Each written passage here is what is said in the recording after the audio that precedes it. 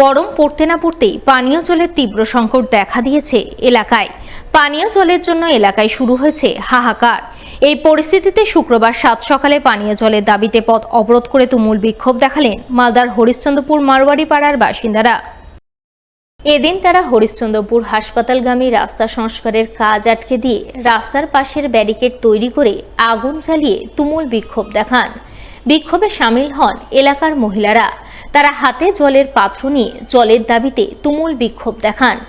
বিক্ষোভকারীদের বক্তব্য, গরম পড়তে না পড়তেই হরিশ্চন্দ্রপুর সদর এলাকায় পানীয় জলের সংকট তৈরি হয়েছে। জল পাওয়া যাচ্ছে না, পিএইচই পাইপলাইনের সময় মতো জল আসছে না, আসলেও ট্যাপ থেকে সুতোর মতো জল পড়ছে। বাড়ি বাড়ি পিএইচির পাইপলাইনে জল পৌঁছানোর কথা থাকলেও তা এখনো হয়নি। ফলে এলাকায় পানীয় জলের জন্য হাহাকার পড়েছে। এই পরিস্থিতিতে তারা পথ অবরোধ করে বিক্ষোভ দেখাতে বাধ্য হচ্ছেন। আমাদের বাড়ি বাড়ি জল নেই, সেই জন্য আমরা বিক্ষোভ করছি। জল টাইম মতো আসছে না, বাড়িতে নল দেওয়া হয়নি।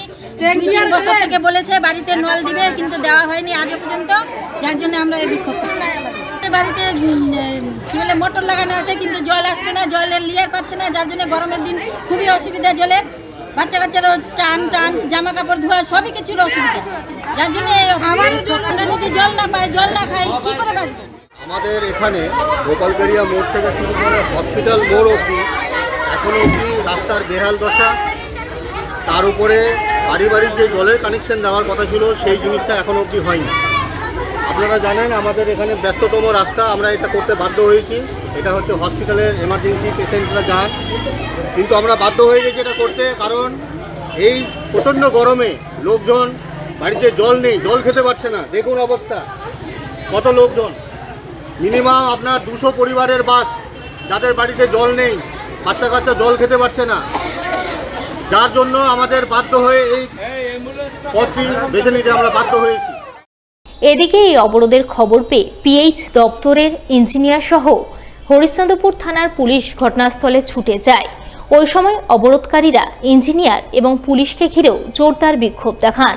যদিও শেষমেশ পিএইচই ইঞ্জিনিয়ারের আশ্বাসে অবরোধ তুলে নেন বলে জানা গেছে।